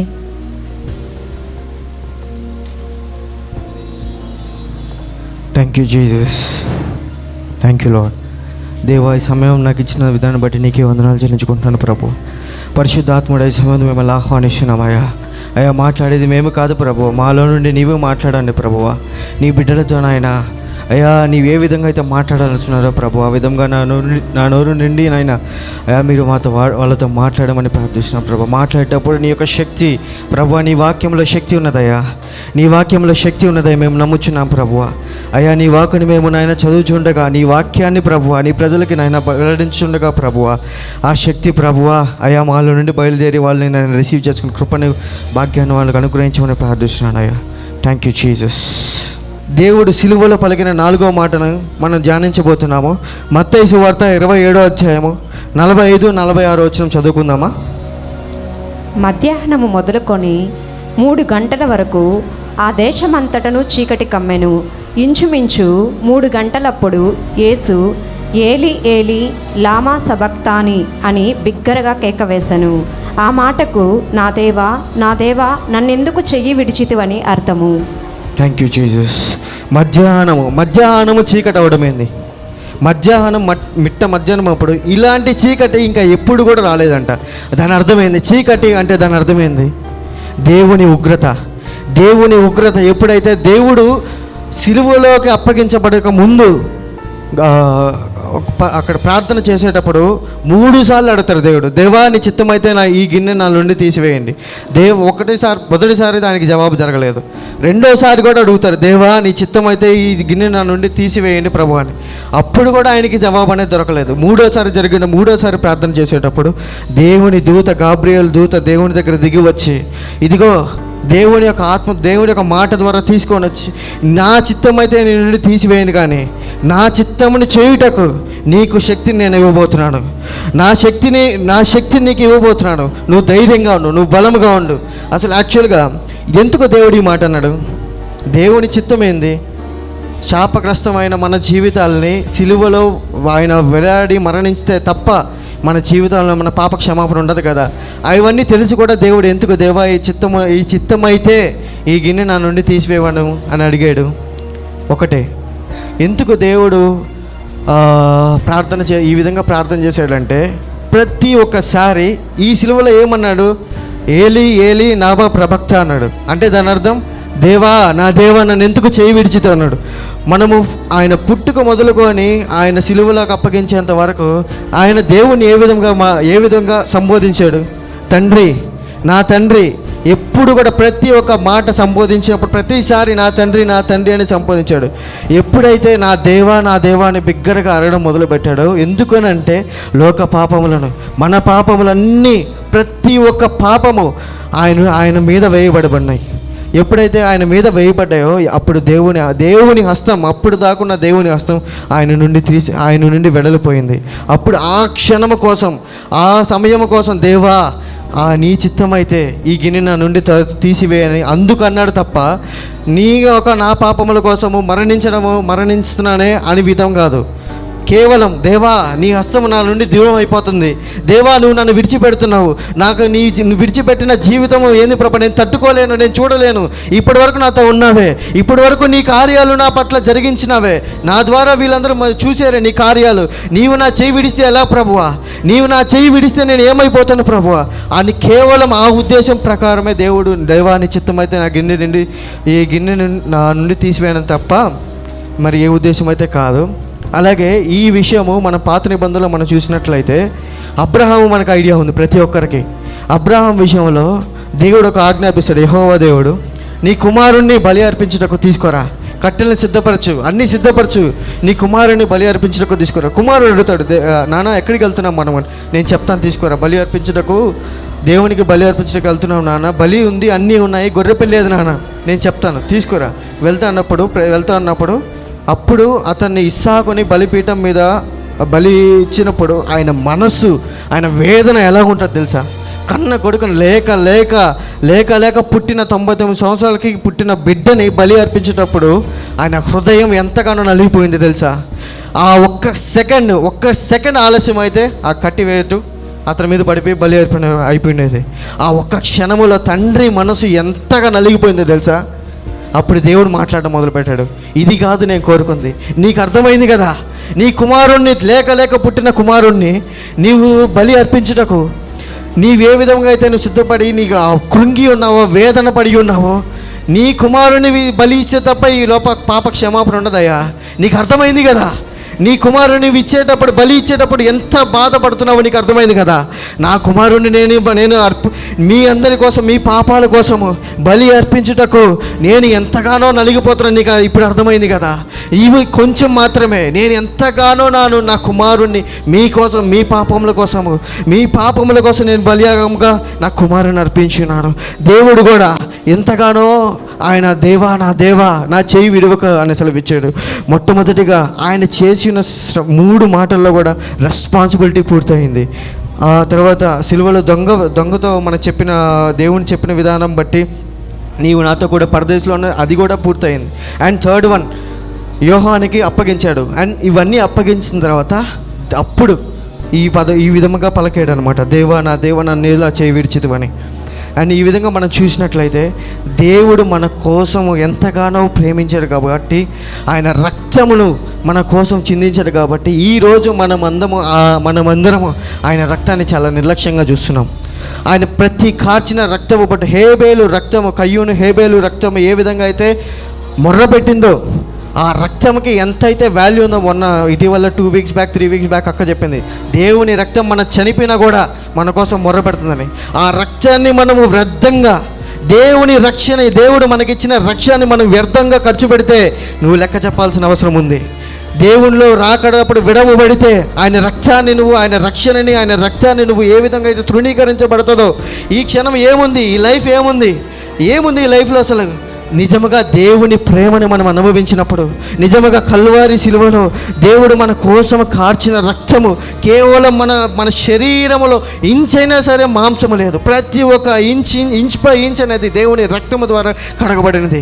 ఆయన చివరి రక్తపు బొట్టు వరకు మన పాపము క్షమాపణ కోసమే, మన పాపము నిమిత్తమై ఆయన నలగ కొట్టబడ్డాడు. ఇదిగో చీకటి కమ్మి ఉన్నది. ఎందుకు చీకటి కమ్మి ఉన్నదంటే సమస్త భూమి ఆకాశములు ఆయన మాట చేత సృష్టించబడినది. దేవుడు ఒక్కసారి, ఆయన యెహోవా దేవుడు, ఆయన తండ్రి అయిన దేవుడు ఒక్కసారి ఆయన చెయ్యి విడిచినప్పుడు, ఆయన ముఖము త్రిప్పుకొనున్నప్పుడు ఆకాశము భూమి కంపించింది. ఎందుకనంటే సర్వ సృష్టికర్త అయిన దేవుడి విధంగా ఉండడం మేము చూడలేమని భూమి కంపించింది. చీకటి అగాధ జలముల మీద చీకటి కమ్మింది. ఇదిగో దేవా, ఆ విధంగా జరిగినప్పుడు ప్రతి ఒక్క సృష్టి కూడా, ప్రకృతి కూడా దేవుని మరణాన్ని చూసి తట్టుకోలేకపోయింది. ఆ విధముగా దేవుడి మాటని దీవించి ఆశీర్వదించిన గాక. నేను చెప్పే విషయం ఏంటంటే, దేవుడు మనకు కార్చిన ప్రతి ఒక్క రక్త ఒట్టికి మనము సమాధానం చెప్పాలి. సో మనం ఈ లైఫ్లో మనం బ్రతుకుతున్నప్పుడు రెస్పాన్సిబిలిటీస్ ఉంటుంది, చదువు, జాబ్, కుటుంబం, ఇవన్నీ ఉంటుంది. ఇవన్నీ ఉండి నువ్వు దేవుని లేకపోతే ఆయన కార్చిన రక్తం వ్యర్థం. ఆయన నీ కోసం కార్చిన రక్తం వ్యర్థము. ఎప్పుడైతే నువ్వు ఈ విధంగా దేవుడు మనల్ని చూస్తున్నాడు, మనం పాపం చేసే విషయంలో అయితే మనము ఏ విధంగా అయితే దేవునికి వేరే ఏ విధంగా పని చేయాలన్న ప్రతి ఒక్క విషయంలో ఆయన రక్తాన్ని మీరు జ్ఞాపకం చేసుకోండి. ఎందుకనంటే దేవుడు మన కోసం, మన పాపముల కోసం ఆల్రెడీ క్రయదైనమయ్యాడు. ఆ రక్తాన్ని మనం ఎప్పుడైతే నిర్లక్ష్యం చేస్తావో, ఈ యుగమందైనను రాబోయే యుగమందైనను పాప క్షమాపణ లేదు. ఒక్కసారి నీవు దేవునికి విరోధముగా అయినప్పుడు, నీవు దేవునికి విరోధమైన ఆలోచన నీలోకి వచ్చినప్పుడు ఒక్కసారి ఆయన రక్తము, ఆయన శిలువ యాగం ఒక్కసారి జ్ఞాపకం చేసుకో. ఆ శిలువ యాగం పట్ల ఒక్కసారి నీ కళ్ళు మూసుకొని జ్ఞాపకం చేసుకున్నప్పుడైతే ఆయన యాగం, ఆ శిలువ యాగం, ఆ శిలువ దృశ్యము నీ హృదయములకు వచ్చినప్పుడు దేవుని శిలువ శక్తి నిన్ను తాకుతుంది. ఆ ఆలోచనల నుండి నిన్ను బయటికి తీసుకొని వస్తుంది. ఆ విధముగా నువ్వు ఎప్పుడు ఇదవుతావు అంటే దేవుని ఆత్మ నీకు తోడై ఉన్నప్పుడు మాత్రమే. ప్రతి ఒక్కరు ఈ క్షణంలో దేవా నీ యొక్క ఆత్మ ద్వారా నన్ను నింపండి ప్రభువా, నీ ఆత్మ ద్వారా నాకు ఈ శక్తి చాలదు ప్రభువా, నీ శిలువ శక్తి ద్వారా నేను జయించాలి, నీ శిలువ శక్తి ద్వారా నీ యొక్క శిలువ కార్చబడిన రక్తము ద్వారా నాకు పాప క్షమాపణ ఇచ్చారు ప్రభువా. మళ్ళా మొదటిగా నేను ఆ పాపంలోనికి పోకుండా పాప జీవితాన్ని నాకు వద్దు ప్రభువా. అయ్యా నేను ఏ విధముగా నేను పాపంలో ఉన్నానో ప్రభువా, అయ్యా ముగిసిపోయినది. ఈ రోజు నుంచి ఒక్కసారి మనం అందరం తీర్మానం చేసుకోవాలి. ఈ రోజు నుంచి ప్రభువా నా పాత జీవితాన్ని నేను విడిచిపెడుతున్నాను ప్రభువా. ఈరోజు స్వచ్ఛముగా నాయన అయ్యా నేను నా హృదయాన్ని విడిచి ప్రభువా, విరిగి నలిగిన హృదయముతో నిన్ను అడుగుతున్నాను ప్రభువా. ఈ క్షణము నేను మిమ్మల్ని ఆహ్వానిస్తున్నాము ప్రభువా. నీ రక్తాన్ని నేను ఆహ్వానిస్తున్నాను ప్రభువా. నీ రక్తాన్ని నేను ప్రభు నా మీద ప్రోక్షించుకున్నాను ప్రభువా. కల్వారి శిలువలో నీవు నా కోసం కార్చిన రక్తము నా కోసం పాప క్షమాపణ ఉన్నది ప్రభువా. అయ్యా అదే విధముగా ఈరోజు ప్రభువా, ఈరోజు ఆ యొక్క రక్తాన్ని మేము మా హృదయంలో మా మీద అప్లై చేసుకుంటున్నాము ప్రభువా. కడగండి, నీ రక్తం ద్వారా నన్ను కడగండి అని ఒక్కసారి మనం అడుగుతామా? ఎందుకనంటే ఆయన రక్తము బహుశక్తిమైనది. ఆయన రక్తము ద్వారా నీకు నాకు పాప క్షమాపణ. ఒక్కసారి నీవు కరగబడితే నీవు మరలా ప్రాచీన స్వభావంలోనికి నువ్వు విడిచిపెట్టకుండా, నువ్వు మరలా ఆ స్వభావంలోకి నువ్వు పోకుండా ప్రతి దినము ఈ ఒక్క రాత్రి, ఈ ఒక్క రోజే కాదు, కేవలం ఈ ఒక గుడ్ ఫ్రైడే రోజే కాదు, ప్రతి దినము ప్రతిరోజు దేవుని రక్తము ద్వారా మనం కడగబడాలి. Thank you Jesus. ఈ మాటలు నాకు ఇచ్చిన విధానం బట్టి దేవానికి వందనాలు చెల్లించుకుంటున్నాను ప్రభు. నజరుడైన యేసు నామములో ప్రార్థించి స్తుతించి బ్రతిమలాడి వేడుకొంచున్నాం తండ్రి, ఆమేన్. ఇక్కడికి వచ్చిన మీ అందరికీ నా వందనాలు. ఈ అవకాశం ఇచ్చిన మా నాన్నగారు అయిన దైవజనుల గారికి నా వందనాలు. సిలువలోని 5వ మాట, యోహాను సువార్త 19వ అధ్యాయం 28వ వచనం చదువుకుందాం. లేఖనము నెరవేరునట్లు నేను దప్పిగొనుచున్నానెను. యేసు ప్రభు వారికి కలిగిన దప్పిక ఏమిటి? యేసు ప్రభు వారు సిలువలో 2 రకాల దప్పికలు కలిగారు. వాటిలో మొదటిది శారీరక దాహం. శారీరక దాహంలో యేసు ప్రభు వారు మధ్యాహ్నం 12 గంటల నుండి 3 గంటల వరకు ఆయన సిలువలో వేలాడుతూ ఉన్నారు. కాబట్టి ఆయనకి శారీరక దాహం వేసింది. యేసు ప్రభు వారికి దాహం వేసినప్పుడు ఎటువంటి నీళ్ళని ఆయనకి ఇచ్చారు? ఆయనకి చిరకతో నిండి ఉన్న ఒక పాత్రను వారు ఒక స్పంజి చిరకతో నింపి హిస్సోపు పుడకకు తగిలించి ఆయన నోటికి అందించిరి, అనగా చేదు నీళ్ళు. కీర్తనల గ్రంథం 22వ అధ్యాయం 15వ వచనం చదువుకుందాం. నా బలము ఎండిపోయి చిల్ల పెంకు వలె ఆయను, నా నాలుక నా దౌడను అంటుకొని ఉన్నది. ఇది దావీదు మహారాజు గారు 1000 సంవత్సరాల క్రితమే ప్రవచించారు. యేసు ప్రభు వారు సిలువలో ఆయన 5వ మాట నేను దప్పిగొనుచున్నాను అని చెప్పే ముందు ఆయన పెదవులు ఎండిపోయాయి. యేసు ప్రభు వారు సిలువలో నేను దప్పిగొనుచున్నానని ఎందుకు అన్నారు? యేసు ప్రభు వారు ఆ మాటని ఎందుకు పలికారు అంటే ఆయన ఉదయం 6 గంటల నుండి 9 గంటల వరకు మన కోసం సిలువను మోసి చాలా శ్రమ పడ్డారు. ఆ శ్రమ మనకు తెలియాలని నేను దప్పిగొనుచున్నానెను. రెండవది ఆత్మీయ దాహం. నశించుచున్న దానిని వెదకి రక్షించుటకు దేవుని దాహమైనది. యోహాను సువార్త 4వ అధ్యాయంలో దేవుడు సమరయ స్త్రీని ఆమె ఆత్మ నశించిపోకుండా ఆమెను దేవుడు రక్షించారు. సాతానుడికి కూడా కొన్ని దాహాలు ఉన్నాయి. మొదటిది లోకాశలు అనే దాహం, రెండవది డబ్బు అనే దాహం. దాంట్లో ఉదాహరణలు గెహజీ, అననీయ, సఫీరా, బిలాము. మూడవది వ్యభిచారం అనే దాహం, నాలుగవది పాపం అనే దాహం, ఐదవది దొంగతనం అనే దాహం, ఆరవది మద్యపానం అనే దాహం, ఏడవది సెల్ ఫోన్ అనే దాహం. మనము ఏ దాహాన్ని కలిగి ఉన్నాము? దేవుని దాహం ఆత్మలను రక్షించేది, సాతాను దాహం లోకాశలు అనే దాహం. మనము ఎవరి దాహాన్ని తీర్చే బిడ్డలుగా ఉన్నాము? దేవుడి వాక్యాన్ని దీవించి ఆశీర్వదించుగాక. ఆమేన్. గట్టిగా చప్పట్లు కొట్టి దైవజనులకి నా వందనాలు చెల్లించుకుంటున్నాను. పరిశుద్ధుడా, ప్రేమ నమ్మకం గల తండ్రి, నీ పరిశుద్ధ పాదాల కొరకై స్తోత్రము నాయనా. ఎన్నిక లేని దాన్ని ప్రభా నీ బిడ్డగా మార్చుకొని ఇంతవరకు నీ కృపలో నన్ను భద్రపరిచి ఆత్మీకంగా అన్ని విధాలుగా నాకు సహాయం చేస్తూ ముందుకు నడిపిస్తున్న దేవా నీకే వందనాలు ప్రభా. అయా ఈ యొక్క 6వ మాట చెప్పినప్పుడు నా ప్రభా నీ సన్నిధి నీ కృప నాకు తోడు నీడగా ఉంచి నీ జ్ఞానంతో నింపమని యేసునామములో అడుగుచున్నాం తండ్రి. ఆమేన్.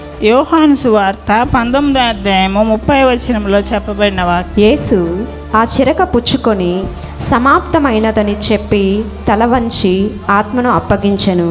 యేసు ప్రభువారు ఆయన జీవించిన 33.5 సంవత్సరంలో ఆయన చేసినటువంటి సేవను సమాప్తం చేసి చివరి వరకు ఆయన సమాప్తం చేసి ఉన్నాడు. అదేవిధంగా అంటే స్వస్థతలు, అనేక స్వస్థత కార్యాలు, అద్భుత కార్యాలు జరిగించున్నారు. సెలవులో ఆయన మన కొరకు తన ప్రాణాన్ని పెట్టున్నాడు. 3 మేకుల ద్వారా ఆయన రక్తాన్ని చిందించున్నారు.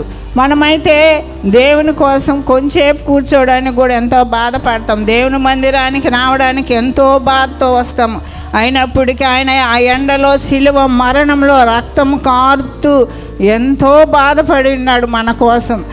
నా పాపాల కోసం ఆయన రక్తాన్ని, విలువైన రక్తాన్ని కాచి ఉన్నాడు.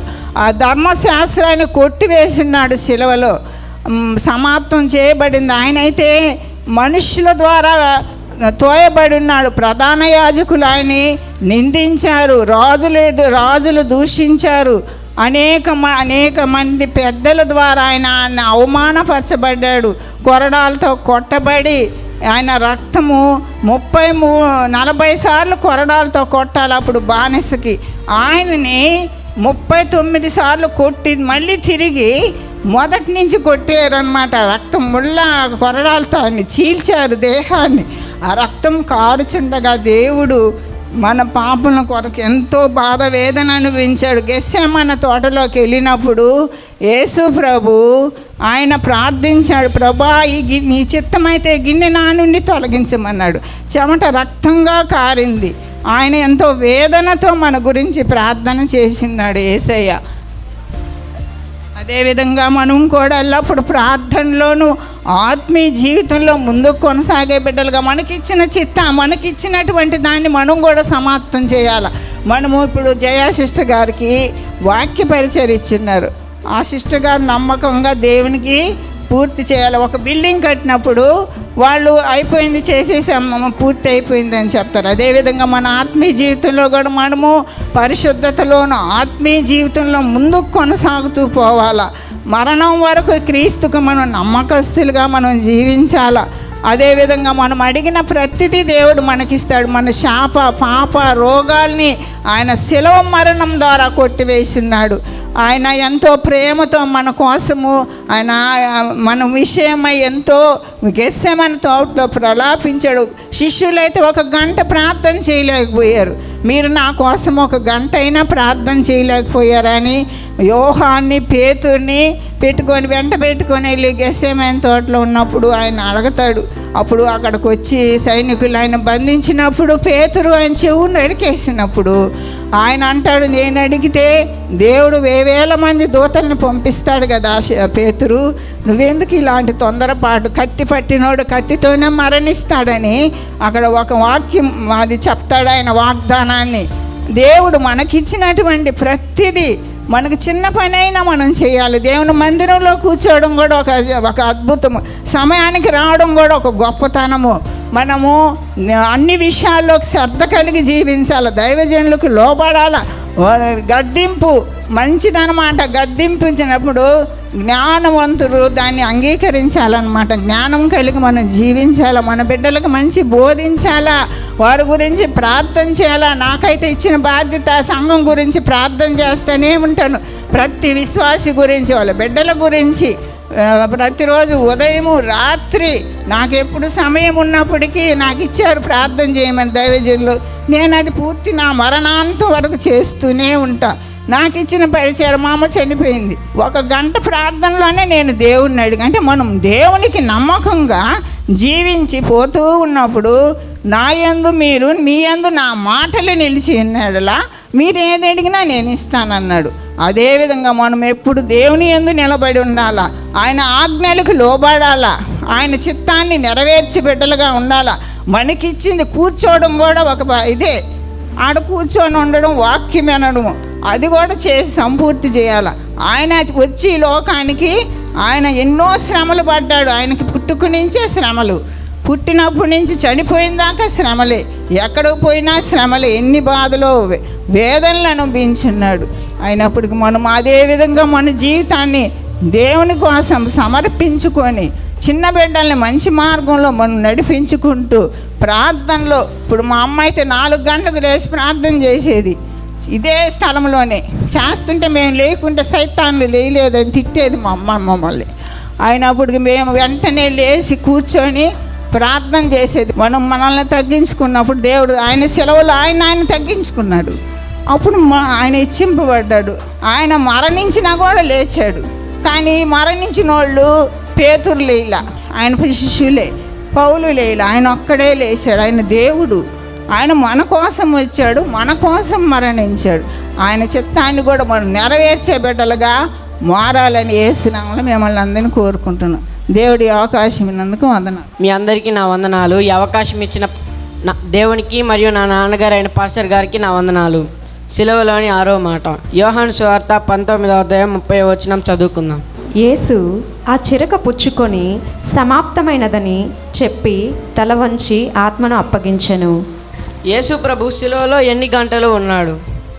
ఉదయం 9 నుండి మధ్యాహ్నం అంటే 6 గంటలు సిలువలో వేలాడారు. అసలు యేసు ప్రభు సిలువలో 6 గంటలు మాత్రమే వేలాడాల్సిన అవసరం ఎందుకుంది? 1 గంట లేదంటే 7 గంటలు వేలాడవచ్చు కదా. ఎందుకంటే దేవుడు మనిషిని 6వ రోజు సృష్టించాడు కాబట్టి 6 గంటలు మాత్రమే సిలువలో వేలాడారు. 6వ మాట మాత్రమే ఎందుకు సమాప్తం అని చెప్పాడు? అది 4వ మాట లేదంటే 7వ మాట చెప్పచ్చు కదా. ఎందుకంటే దేవుడు ఈ సృష్టిని 6వ రోజు పూర్తి చేశాడు కాబట్టి 6వ మాటే సమాప్తం అని చెప్పాడు. గ్రీక్లో సమాప్తం అనే పదాన్ని టెట్లాయిస్ అంటారు. అంటే యేసు ప్రభు ఆయనకిచ్చిన పనిని సమాప్తం చేశాడు కాబట్టి సమాప్తం అని పలికాడు. యేసు ప్రభు శిలువలో ఏం సమాప్తం చేశాడంటే మన యొక్క పాప మరియు దోష శిక్షలను శిలువలో సమాప్తం చేశాడు. ఇది యెషయా 40వ అధ్యాయం 2వ వచనంలో ఉంది. పాపం వలన వచ్చే జీతం మరణం. ఆయన మనల్ని 2వ మరణాన్ని తప్పించాడు. మనం ఆయన కార్యములను విశ్వసించి ఆయన కార్యములను పొందుకోవాలి. ఈ వాక్యము దేవుని దీవించును గాక. ఆమేన్. 26వ వచనం చదువుకుందాం. అప్పుడు రమారమి మధ్యాహ్నమాయను, అది మొదలుకొని 3 గంటల వరకు ఆ దేశమంతటి మీద చీకటి కమ్మెను. సూర్యుడు అదృశ్యుడాయను, గర్భాలయ తెర నడిమికి చినిగెను. అప్పుడు యేసు గొప్ప శబ్దంతో కేక వేసి, తండ్రి, నీ చేతికి నా ఆత్మను అప్పగించుకొంచున్నానెను. ఆయన ఇలాగూ చెప్పి ప్రాణం విడిచెను. శతాధిపతి జరిగినది చూచి, ఈ మనుష్యుడు నిజముగా నీతిమంతుడై యుండెనని చెప్పి దేవుని మహిమపరచెను. ఆమేన్. యేసుక్రీస్తు శిలువ మీద వ్రేలాడుతున్న సమయంలో 2 వ్యక్తులు రక్షించబడ్డారు. మొట్టమొదటిగా దొంగ రక్షించబడ్డాడు. నేడు నీవు నాతో కూడా పరదేశంలో ఉండు అని ఆ మాట చెప్పినప్పుడు అతడు రక్షింపబడ్డాడని మనకు పూర్తిగా తెలియబడుతున్నది. రెండో వ్యక్తిగా శతాధిపతి ఆ యేసుక్రీస్తు శిలువలో పలికిన మాటలను బట్టి ఈయన నిజంగా నీతిమంతుడై ఉన్నాడని సాక్ష్యం చెప్పిన వ్యక్తి.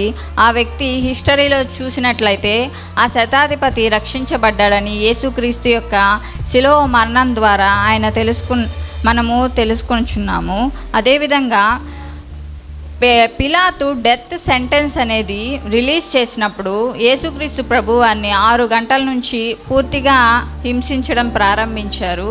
ఈ డెత్ సెంటెన్స్ అనేది రిలీజ్ అయినప్పుడు ప్రేతోర్యము అనే స్థలం వద్దకు యేసుక్రీస్తు ప్రభువాన్ని తీసుకువెళ్ళినప్పుడు ముళ్ళ కిరీటం అల్లి ఆయన శిరస్సు గుచ్చి కొరడాలతో 39 కొరడాల దెబ్బలే కొడతారు వాళ్ళు, 40 కొట్టరు. యూదుల ఆచారం ప్రకారం అయితే 39 కొరడా దెబ్బలు కొట్టి అటు తీసుకువెళ్ళి ఇంకా దారి పొడవునా దూషిస్తూ హింసిస్తూ ఆయన తీసుకువెళ్ళి 6 గంటలు శిలువ మీద వ్రేలాడదీశారని వ్రాయబడి ఉంటుంది. మనం పూర్తిగా దీంట్లో అయితే బైబిల్లో మొత్తము మరణం గురించి చెప్పబడింది. చాలామంది అయితే మామూలుగా అంటూ ఉంటారు, గొర్రెలు క్రైస్తవులు యేసుక్రీస్తు ఆయన రక్షించుకోలేకపోయారని. నిలబడిన వాళ్ళందరూ యేసుక్రీస్తుని వెగతాలు చేస్తున్నప్పుడు యేసుక్రీస్తు అంటారు, తండ్రి వీరేమి చేయుచున్నారు వీరెరుగరు గనుక వీరిని క్షమించుము అని అంటారు. ఎందుకని నిజంగానే వాళ్ళకి తెలియదు. హెబ్రీ గ్రంథము 6వ అధ్యాయంలో ఉంటుంది, మరణ శాసనం రాసిన వాని మరణము అవశ్యము. మరణ శాసనం రాసిన వాడు జీవిస్తూ ఉంటే ఆ మరణ శాసనం అనేది చెల్లుబాటు అవ్వదు. ఆదాము హవ్వలు చేసిన పాపం వలన మరణము అందరికీ సంక్రమించింది. అయితే ఆ మరణం నుంచి మనల్ని విడిపించడానికి ఒకే ఒక వ్యక్తి మాత్రమే అర్హుడు. ఎందుకంటే ఆయన పాపం లేని వ్యక్తి. ఆయన మరణిస్తే ఆయన తిరిగి లేచడానికి ఆయన బలవంతుడు, శక్తిమంతుడు అన్నాడు. కాబట్టి యేసుక్రీస్తు ప్రభువారు మన కోసం మన పాపము, మన శాపము, మన బంధకాలన్నిటి నిమిత్తమై ఆయన శిలువలో మరణించారు. శిలువలో 6 మాటలు పలికారు. చిన్నబాబు సాత్విక్ చెప్పినట్టు 6 దినాలు సృష్టిని సృజించారు, 6వ దినమున నరుని సృజించారు, 6 మాటలు పలికారు. 7వ మాట 7వ దినమున ఆయన విశ్రమించనని ఉంటుంది. అది పరిశుద్ధ దినముగా దేవుడు దాన్ని దీవించనని ఉంటుంది. 7వ మాట కూడా అదేవిధంగా యేసు గొప్ప శబ్దంతో కేక వేసి, తండ్రి నీ చేతికి నా ఆత్మను అప్పగించుకొంచున్నానని చెప్పి ప్రాణం విడిచేనని ఉంటుంది. Death is common to all. అంటే మన ప్రతి ఒక్కరికి మరణం అనేది సాధారణమైనదే. కానీ యేసుక్రీస్తు మరణం మాత్రమే అంత విశేషమైనది ఎందుకు? యేసుక్రీస్తు మరణం మాత్రమే. ఇప్పటికీ చాలామంది సైంటిస్టులు ఉన్నారు, గొప్ప గొప్ప వ్యక్తులు ఉన్నారు. వాళ్ళు చనిపోయిన సమయాల్లో చాలా విలువైన మాటలని అంటారు, చివరి మాటల్ని. మన చిన్న వయసులో ఉన్నప్పుడు మన పెద్దవాళ్ళు చనిపోయినప్పుడు చూస్తుంటాం కదా, 1-2 మాటలు ఏదో ఆప్యాయంగా పలుకుతూ ఉంటారు. కానీ యేసుక్రీస్తు ప్రభువారు శిలువలో పలికిన ఆ 7 మాటల్లో ఎందుకని ప్రతి ప్రపంచమంతా ఈ దినము ఆ 7 మాటలు జ్ఞాపకం చేసుకుంటాయి. శిలువలో యేసుక్రీస్తు ప్రభువారు చనిపోయేటప్పుడు కూడా ఆ 7 మాటల్లో మనకు మార్గదర్శనాన్ని చూపించారు. 7వ మాటగా తన సంపూర్ణమైన కార్యాన్ని ఆయన ముగించి చివరిగా ఒకటి మనం చూస్తాము, తండ్రి అని తనకు దేవునికి ఉన్న అనుసంధాన్ని రిలేషన్షిప్ని వ్యక్తం చేస్తున్నారు. నీ చేతికి నా ఆత్మను అప్పగించుచున్నాను అంటున్నారు. అంటే తన ఆత్మ దేహాన్ని మాత్రము యేసుక్రీస్తు ప్రభువారు బ్రతుకుతున్న దినముల్లో శిష్యులకు చెప్తారు, తనని వెంబడిస్తున్న వాళ్ళందరికీ చెప్తారు. యోహాను చనిపోయిన ఆ సమయంలో, ఆయన తల కొట్టించిన సమయంలో చెప్తారు, దేహమును కాక ఆత్మను దేహమును నరకంలో పడివేయగలవానికి మిక్కిలి భయపడుడి అని ఉంటుంది. మనం చాలా వాటికి భయపడుతూ ఉంటాం, కానీ మన ఆత్మను నరకంలోనికి పడవేయగలిగే దేవునికి మిక్కిలిగా మనం భయపడాలి. అదొక మాట దేవుడు ఈ దినం మనం గుర్తు చేస్తూ ఉన్నారు. ఆత్మను మనం కాపాడుకోవాలి. మనము ఎప్పుడైతే దేవుని ఆత్మతో ఎప్పుడు ఏకమై, ఎప్పుడు దైవాత్మతో దేవుని వాక్యంతో నడవగలుగుతామో, మనకు దేవునితో ఉన్న రిలేషన్ అనేది తండ్రిలాగా, మనం ఒక కుమారునిలా మనం ఎప్పుడైతే ఆయనతో నడవగలుగుతామో అప్పుడు మనం పరలోకానికి చేరుకోగలుగుతాము. అందుకనే ఆయన దేహాన్ని చీల్చబడింది, దున్నబడింది, గాయబడింది, మొత్తబడింది, రక్తం కారింది, మాంసం ముద్దలా చేయబడింది. కానీ అయితే దేవుడైతే 2 విషయాల్లో సిలువలో బాధపడతాడు.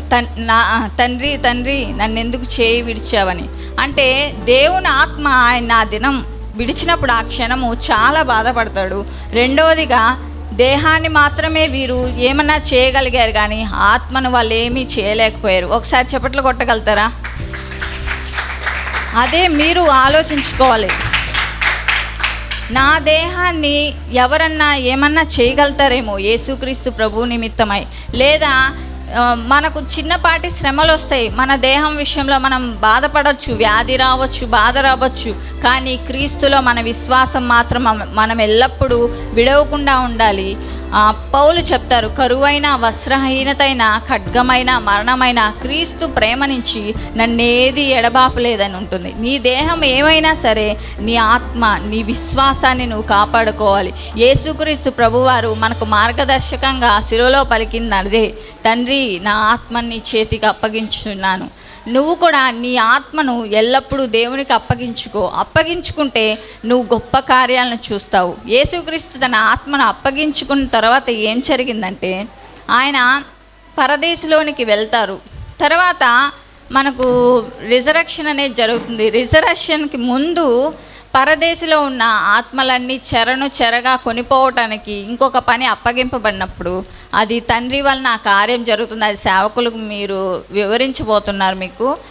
అదే మనం దేవునికి అప్పగించుకుంటే, నీ మార్గం అంతా ఆయనకు అప్పగించుకుంటే, ఈ దినం దేవుడు నీతో మాట్లాడుతున్నాడు, నువ్వు అద్భుతాలను చూస్తావు. ఒకవేళ నీ యొక్క బాట ఇప్పుడు ముళ్ళ బాటగా ఉండొచ్చు ఏమో, కానీ దేవుడు నిన్ను నడిపిస్తాడు. నీ ప్రతి విషయంలో అసాధారణమైన కార్యాలను చూడగలుగుతావు.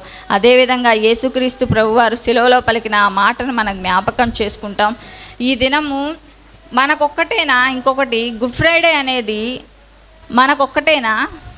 కాదు కదా. ఇది ఎందుకని? ఇది ఒక సాక్ష్యంగా అన్యులకు కూడా ఇది తెలియపరచబడుతుంది. గుడ్ ఫ్రైడే అంటే ఏంటంటే యేసుక్రీస్తు ప్రభువారు మరణించారంట అని అందరికీ తెలియబడుతుంది.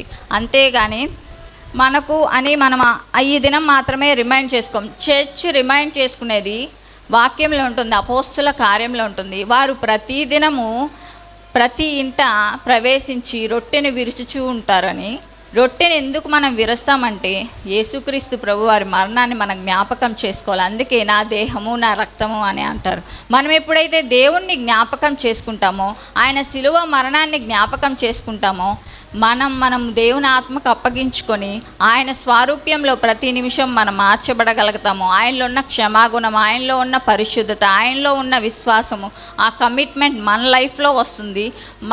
మనకున్న ప్రతి సిచ్యుయేషన్స్ నుంచి మనం బయటకు రాగలుగుతాము. యేసుక్రీస్తు ప్రభువారు మనకు చూపించిన మాదిరి ప్రకారమే మనం ఈ భూమి మీద బ్రతుకున్నప్పుడు మనకు దేవుడిచ్చిన ఆ యొక్క విల్ అనేది, ఆ యొక్క చిత్తం అనేది పూర్తిగా సమాప్తి చేసి మన ఆత్మ నరకానికి వెళ్ళిపోకుండా మనం పరలోకానికి వెళ్ళేటట్టుగా క్రీస్తు రాజ్య సంబంధకులుగా మనం మార్చబడగలుగుతాము. త్వరలో ప్రభువారు రానయ్యున్నారు. మన ఆత్మను దేవునికి అప్పగించుకుందాం.